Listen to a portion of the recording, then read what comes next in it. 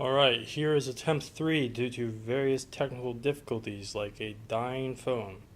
This will be the tour of the completionist X-Men collection, but not complete, etc. So here's a full view of the shelf, and you can close the video now, or it's going to be quite long and we're going to get into detail on what everything is.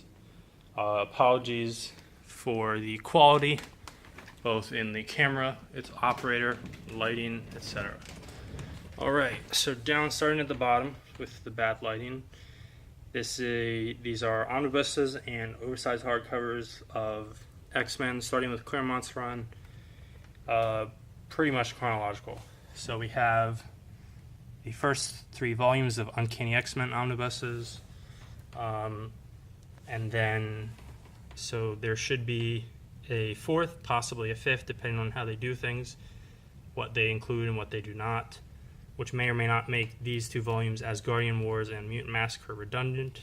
I'll also somehow try and figure out how to make space for the classic X-Men omnibus, which will collect all the backup stories that Chris Claremont did with mostly John Bolton, and some great Mignola covers. Then we move into the Outback era with Fall of the Mutants and Inferno prologue. Right here is where Inferno should be, otherwise known as the gaping hole in my heart. Now we move into the Image guys, where Jim Lee, Mark Silvestri, and Will Portaccio are drawing the X-Men. The X-Force omnibus is put here just for chronological purposes, though as time proceeds and I need to make more room on this bottom shelf, it will likely move. Then we're moving into the post-Image era, where the books are mostly being written, the main books are mostly being written by Scott Lobdell and Fabian Nicieza. And so on this shelf, for the books currently released, these are all the chronological oversized hardcovers for early X-Men, except for Inferno. And then there are obviously some double-dipping ones that, in my opinion, are unnecessary, like Dark Phoenix Saga and Days of Future Past have hardcovers of their own. Now we move on to the second shelf, mostly still omnibuses and oversized hardcovers. We have Peter Milligan and Mike Allred's X-Statix and Grant Morrison's New X-Men, which both started around the same time. And then following New X-Men, we have Joss Whedon's Astonishing X-Men. And now we move into the Marvel Now era with Wolverine and the X-Men and Uncanny Avengers, which is just placed here because it's basically half an X-Men book. And then Bendis's run on X-Men. This is crap. And this is crap. I'm missing All New X-Men Volume 4. And then we have a little Deadpool section. Deadpool and Cable. It's the only Deadpool omnibus I currently have, and probably the only one I intend to have. I'm okay with it being here because it's both a Deadpool book and a Cable book. So it's fine keeping that in omnibus and keeping it by itself. Though if I came across the complete collections, I might honestly downgrade, because that's an out-of-print book, so I'd be fine to trade it off or sell it for some cash. This is Jerry Duggan's Deadpool run in hardcover. Just the Marvel Now stuff, not the All New All Different or Marvel Now run that is currently going.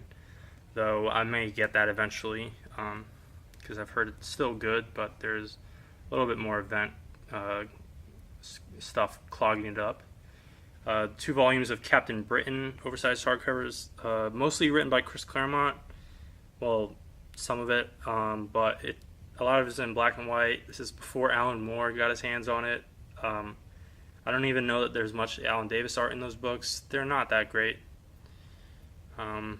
Just for completionist sake, got a good deal on them. 3 X-Men OGNs right here, for lack of a better place. No More Humans, which is basically a sequel to Mike Carey's Age of X and his X-Men Legacy run.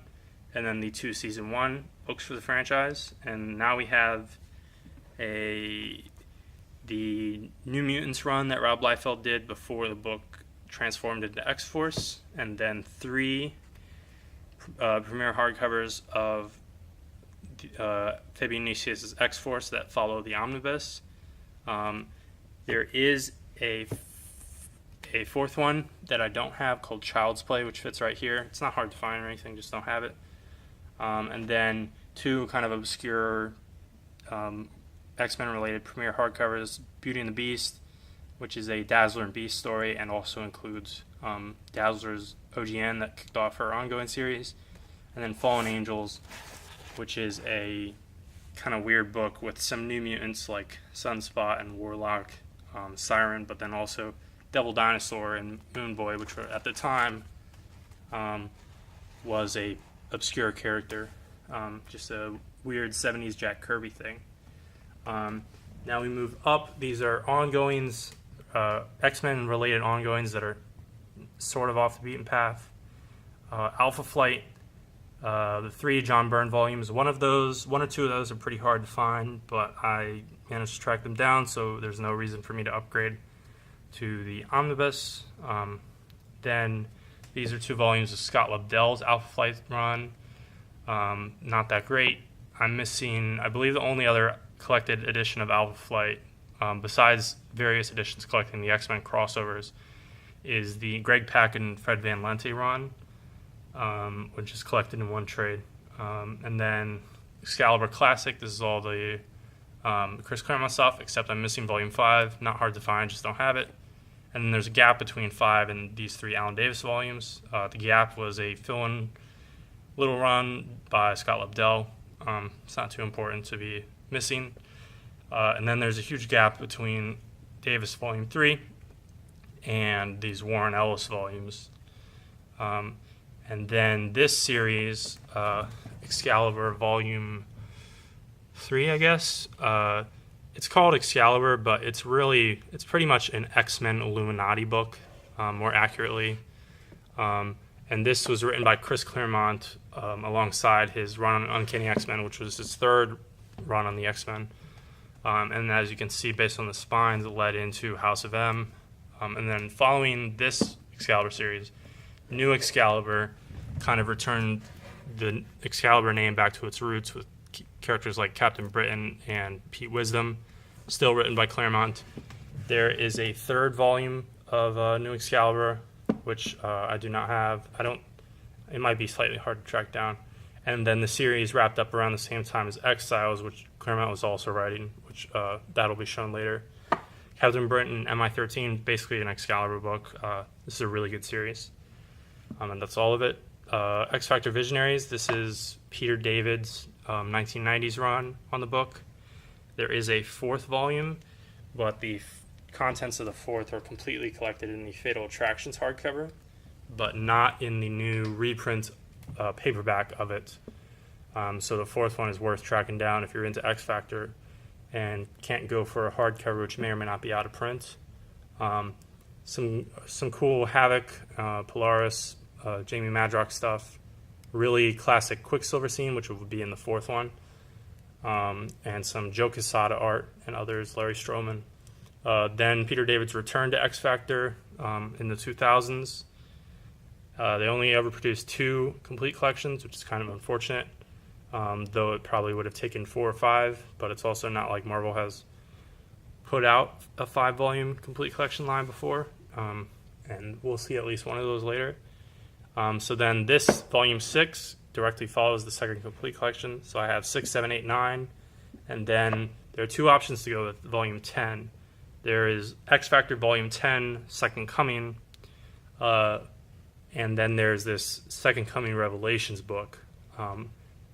The X-Factor Volume 10 includes X-Factor 204 to 206 and an X-Factor one-shot, which I believe is written by Peter David, whereas Second Coming's Revelations includes 204 to 206 and then some Second Coming kind of one-shot spin-off things, which really don't matter, but I went for the event spam rather than the Peter David stuff.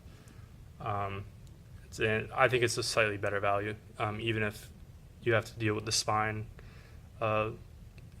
weirdness. And then Volume 11, so I'm missing 12 through 15, and then I have 16 through 18, and then I'm missing 19 and 21.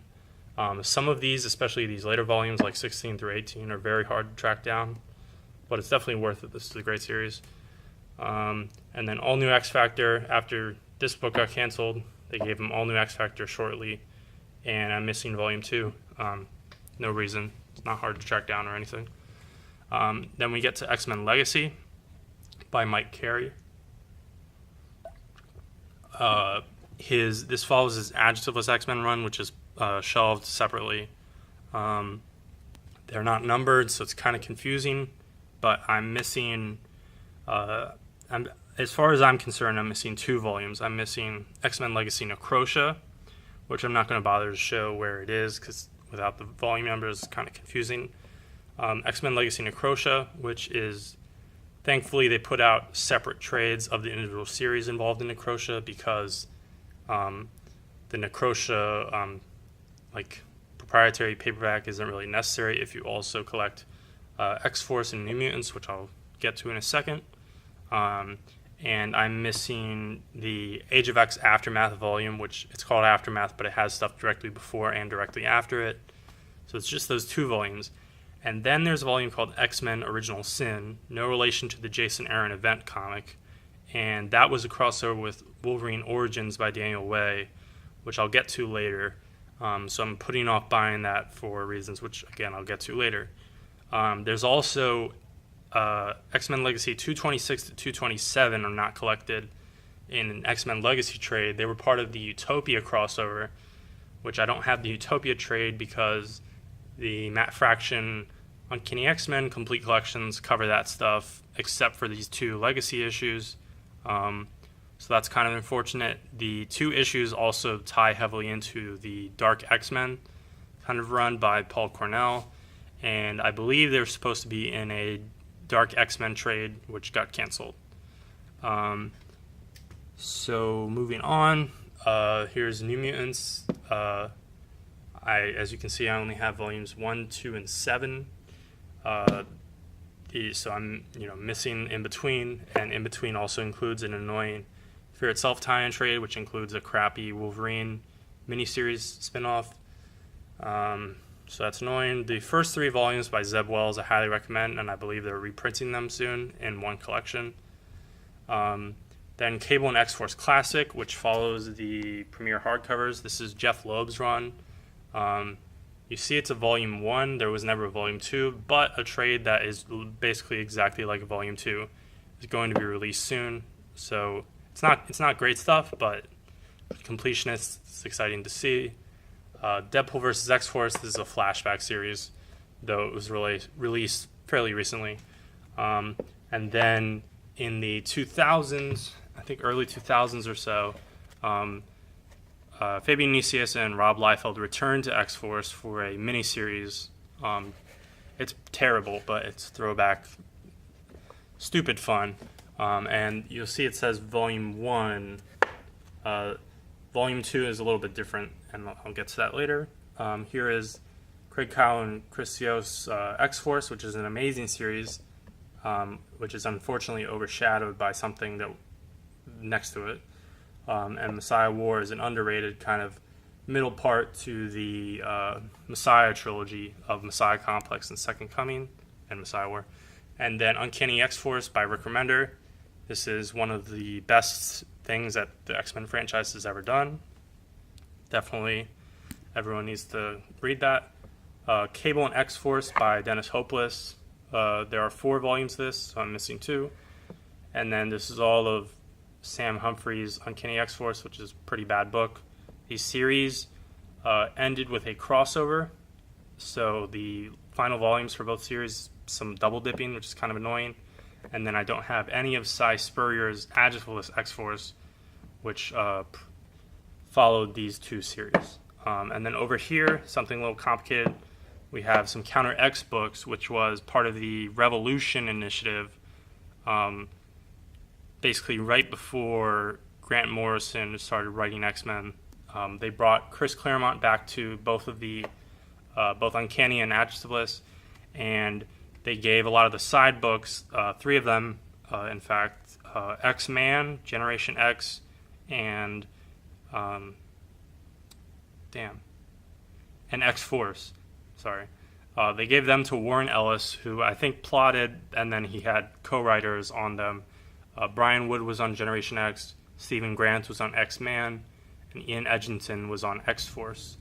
It's kind of, I don't have all of the volumes. It's kind of complicated where to put them because they're all labeled Counter X, Volume 1, 3, etc. But really they should be with their respective series like X-Force and so on. But the stuff directly before them is not collected, and then all of the series except for X-Force ended following this, and then X-Force turned into X-Static, so it basically ended. The X-Man stuff in this era is kind of interesting. It's really the only interesting thing that's ever been done with Nate Gray. He kind of gets very cerebral, and eventually he dies and merges himself with the Earth. And then the Generation X stuff has lots of cool Emma Frost things. But unfortunately, each series was supposed to have 2 volumes of this, and the final, the 6th trade, which would be the second X-Man volume, was never released. So that finale, which is the only interesting thing they've ever done with the character, has never been collected. Now we get to the Deadpool and Wolverine shelf because they're, way over marketed and have too many titles, so they take up a lot of space. Except that Deadpool, I don't have that much Deadpool actually. By the way, excuse the Pokemon Diamond and Pearl poster. I showed the Duggan and the Deadpool and Cable volumes down there. I sold off my Joe Kelly Deadpool Omnibus to eventually downgrade to the Deadpool Classic volumes because Volume 1 is not in that omnibus. It's only in a really stupid, oversized, like beginnings omnibus kind of thing, and the Classic Volume 1 double dips 1 issue with Joe Kelly and blah blah, and Kelly was out of print, so I got some good trades, blah blah. So right now I just have 2 the bookends of Daniel Way's complete collections, which is a bad run. But I do like Deadpool. I think he can be a really interesting character, and he has been for actually surprisingly most of his history, despite what a lot of people think.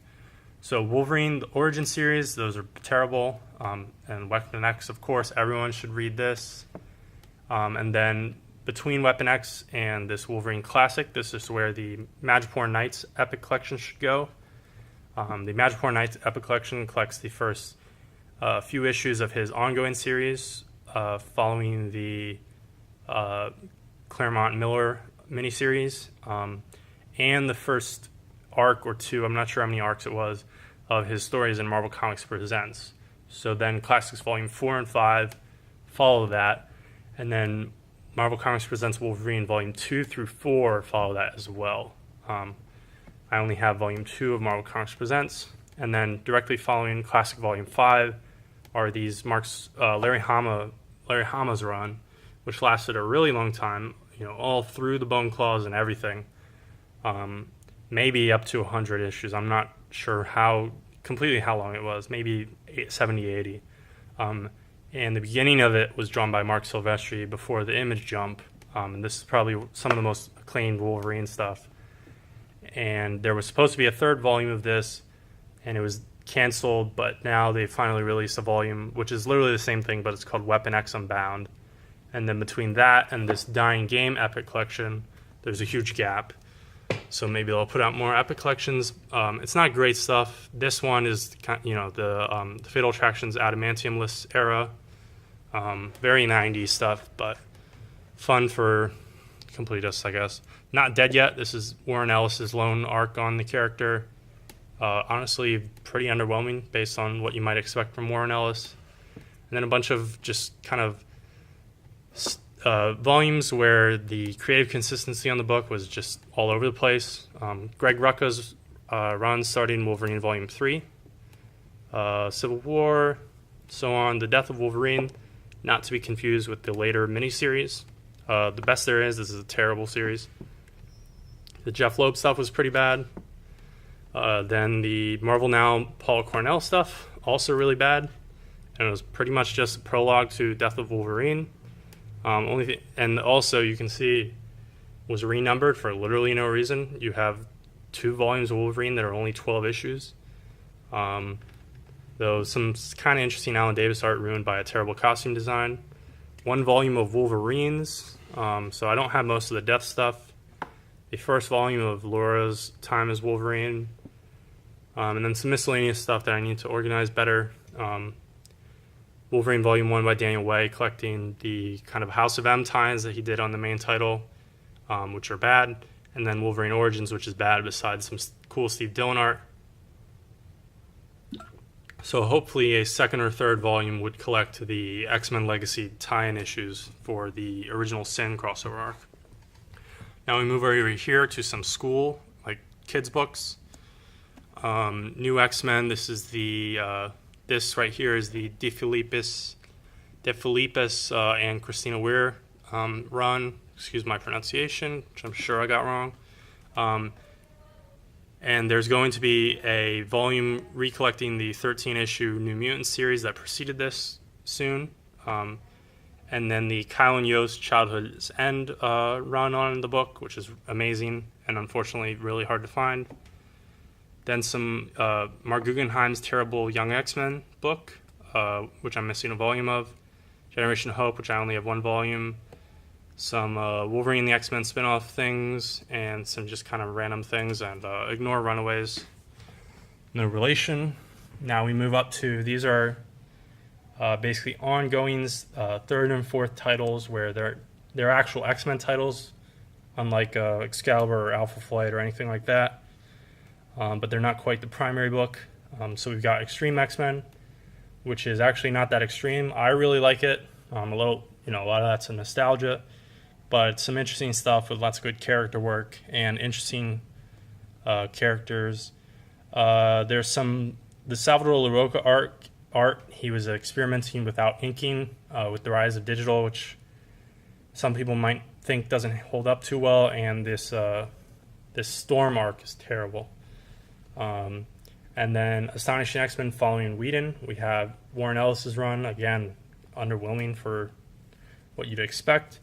And then it was kind of rocky for a while with people like Daniel Way, Christos Gage, Greg Pak doing fill-in arcs and stuff. And then we have Marjorie Liu's criminally short run with lots of cool Iceman and North Star stuff. And here we have X-Men Volume 3, mostly written by Victor Gischler. It's just some fun team-up stuff, but it doesn't matter at all. And then Brian Wood took over at the end, and then that led into Volume 4 in Marvel Now, which Brian Wood started, and then was picked up by Mark Guggenheim, which this arc is bad, and then G. Willow Wilson, and it was canceled. Amazing X-Men, which was originally just kind of a Wolverine and the X-Men spinoff for Jason Aaron to deal with the return of Nightcrawler and some nice Ed McGuinness art. And then Craig Kyle and Chris Yost picked it up, and this series is really underrated. Some fun kind of throwback X-Men stuff. Now we get into kind of ongoing main title stuff. These are the two epic collections of the Silver Age. The second one goes up to 45, I believe. So a third one should finish it since it got canceled at 66. And then depending on how big they make the third one, a third or fourth volume should collect some cool stuff like the covers from 67 to 93 and the Beast feature from Amazing Adventures and possibly some spin-off stuff, which I'd really like the Beast stuff eventually. X-Men The Hidden Years, 2 volumes, John Byrne. One of these, the second one is really hard to find. It's kind of fun seeing John Byrne draw Silver Age X-Men, but it's not great, and it was canceled before he finished what he was trying to do. And now we have some Scott Lobdell, Nicieza era books. I'm missing The Trial of Gambit. I think that's about it, this era. And Road to Onslaught, you'll see it's volume 2. I believe there's 3 total, so I don't have those, and you'll see, so basically I'm out of room, so I'll probably have to move those spin-off books. Magneto Rogue Nation, this is impossible to track down, despite its weird spine and name. There is some Magneto one-shots and miniseries in here, but it's pretty much just an ongoing X-Men thing. And then the 12 and versus Apocalypse storyline. And by this point, we're now into kind of Steve Siegel, Alan Davis writing the book. And then Dream's End, Eve of Destruction. This is Scott Lobdell returning to wrap up the 90s, finishing the Legacy Virus arc with the death of Colossus. And then Chris Claremont coming back for a short while to write both ongoings, as I mentioned earlier, before he gets quickly pulled off. And I believe these are in the wrong order, because then Joe Casey gets brought in to write Uncanny X-Men, and Chris Claremont gets brought in to write New X-Men, well, Agitovist, which gets retitled. And Casey quickly leaves and is replaced by Chuck Austin. So here is the full reviled Chuck Austin run, which I make fun of. And then here is the honestly just as bad Peter Milligan run on Agitovist X-Men. There was also a Black Panther crossover arc, which is put with the Black Panther stuff. And here is all of this. Is Chris Claremont's third run on X-Men, on Uncanny X-Men, the New Age kind of era. And this, crosses over with House of M. And then here too, David Hine, he did some miniseries doing like some weird continuity stuff. Since, this X-Men weren't actually involved with Civil War, so the story actually is kind of weird. And here we have Ed Brubaker's X-Men run on Uncanny. Kind of criminally short. He didn't really understand. He didn't really have a full run, as far as I'm concerned. I don't have Rise and Fall of the Shi'ar Empire right here. I don't own it in trade, and if I did, it would probably be with the Cosmic Collection as a lead into War of Kings. This is Mike Carey's Agitovist run, the Supernovas era, with some Chris Bachalo and Humberto Ramos art. I really like this kind of short run. Some great art, cool team dynamics with characters like Rogue, Cable, Sabretooth, Mystique, Iceman. Here's the Matt Fraction X-Men era, which there's some interesting character stuff, but the art is really, by this point you have Greg Land as the main artist on X-Men, and it's really unfortunate, and a lot of Fraction is just kind of boring.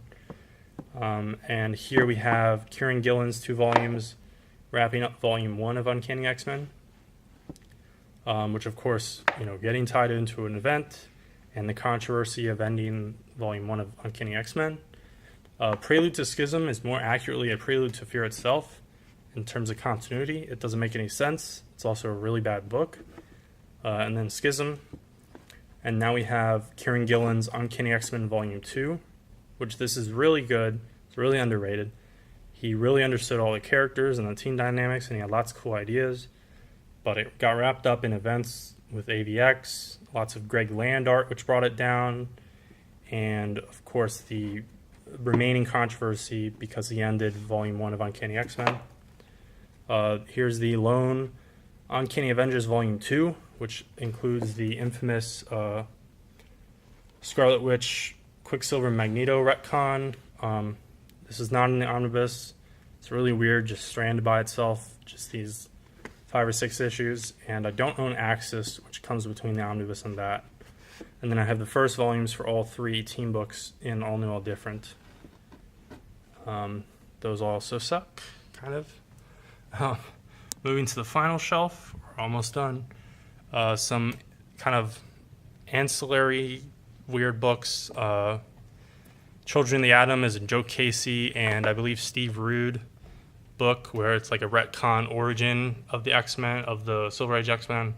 It's not canon, doesn't make any sense. It's not that great. First X-Men, it's Neil Adams being crazy with some retcon origins. Probably not canon, doesn't make any sense. And then the second volume of the Origins one-shots, which some of them are pretty good. Don't have the first volume. Marvel Knights X-Men, which this is kind of right before they ended the name of Marvel Knights, where they were experimenting with some interesting art on miniseries. This lighting is really terrible. I apologize again. This is the miniseries, the first miniseries for Bishop, written by John Ostrander. It's a really thin trade. His ongoing series that followed that is pretty much not collected at all. And then, besides in crossover arcs, here is District X, which is basically a Bishop. It's literally a Bishop book where he's a cop in a mutant neighborhood. It's kind of interesting crime stuff. David Hine. There's a third volume basically, but it's a House of M tie-in, and I don't care. Captain Britain. This is Alan Moore and then Jamie Delano's run, mostly art by Alan Davis. Besides a very out of print omnibus, Marvel hasn't totally figured out how to properly collect this, because especially this stuff is one of the best comics that Marvel has ever published. Here we get Cable Classic, and this includes his first 2-issue miniseries and then ongoing. And this follows into Cable and X-Force. Excuse me while I lose my voice. That third volume goes into Cable and X-Force when Jeff Loeb started writing the book. So that's a complete set pretty much. And then between these, right here, there should be 2 volumes coming soon with James Robinson and Joe Casey's runs on Cable, with mostly some really awesome Kirby throwback Jose Ladrone art. Those will be really nice to have. And then this is a late in the series of Cable Volume 1. Kind of interesting. There's another volume of this run, and then it led into Soldier X, which is kind of underrated but never collected somehow. And then this is Cable Volume, I guess it's Volume 2, by Dwayne Swazierski. I definitely pronounced that wrong. This is a great book, ran alongside Cal and Yost's X-Force, involved in Messiah War. This is the best stuff they ever did with Hope Summers. Now we get some thin trades, some old thin trades. Colossus God's Country. This is a Marvel Comics Presents story of Colossus. It's all right. 90s stuff. They recently reprinted a book with the same title, which includes this and some origin one-shots and stuff like that related to the character. Ditto, a Cyclops book, Marvel Comics Presents story done by Bob Harris, with Banshee guest starring, old thin trades, and then the first volume of the Marvel Now Young Cyclops book, written by Greg Rucka, art by Russell Dauterman, before he was snatched up by Jason Aaron for Thor. It's a decent book, though the character is stupid. There's a second volume, which I don't have. Emma Frost. The origins in this book contradict her previous origins and her following origins from Chris Claremont and Grant Morrison. And this book is weird. It was targeted kind of at young girls because they did digests and stuff, but it had these really cringy Greg Horn cheesecake covers, which means no girls were excited to go to the counter and buy that book. But if you're a big Emma fan, it's kind of interesting. This is Fabian Niciesa's run on Gambit from the 90s. This is a really cool book. It's unfortunately, there was supposed to be a volume 2, and it was canceled, which is really unfortunate because that would be when Yannick Paquette started drawing it, who was known for Swamp Thing in the New 52 and other great-looking books. And then I'm missing Gambit Classic Volume 1 and 2, which collect his original miniseries and Rogue's first miniseries. And then here's a short 12-issue Gambit series, which ran around the same time as Joss Whedon's Astonishing X-Men. These are really hard to find. Kind of interesting and underrated series. And then James Adams' pre-Marvel Now Gambit series. This is a really good book. Some of these are hard to find too. I guess people like Gambit, or people don't, and they just don't print enough. Either or. Yeah, this lighting is trash. This is Robert Kirkman's Jubilee book. It's terrible. Kitty Pryde, Shadow and Flame. Art by Paul Smith, which makes it interesting. It doesn't hold up to his 80s uncanny work with Claremont, but it's cool. Legion's book, I have 2 volumes, though only one of them's here. Long Shot, classic 80s book with Art Adams art, really made him a star. X Infernus, the Magic book, kind of weird covers. Cullen Bunn's Magneto is great. Don't have all of it. And then Mystique's ongoing, initially by Brian K. Vaughan. It's not as great as you would think based on the name. Namor the First Mutant, missing one of those volumes. Chris Claremont's, I guess it was Marvel now, his Nightcrawler run. It's pretty good. Some throwback stuff. A weird Catherine Immonen Pixie kind of book. Chris Yost's Psylocke book, which is really hard to find. Not that great, though. The short Rogue ongoing, which was contemporaneous with the Gambit book the Astonishing Era Gambit book. She got a complete collection, though, and Gambit didn't. Probably due to movies. Some Sabretooth books, which no one cares about.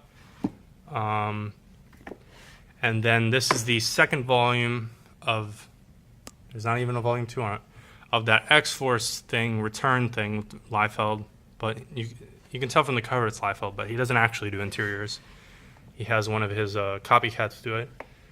Original Storm miniseries by Warren Ellis and Terry Dodson. Again, Ellis underwhelming on the X-Men besides Excalibur. And then Worlds Apart, this is in her kind of Black Panther era. And then Greg Pak's series, which is pretty great. Now we're almost done. Over here we have a Falling book.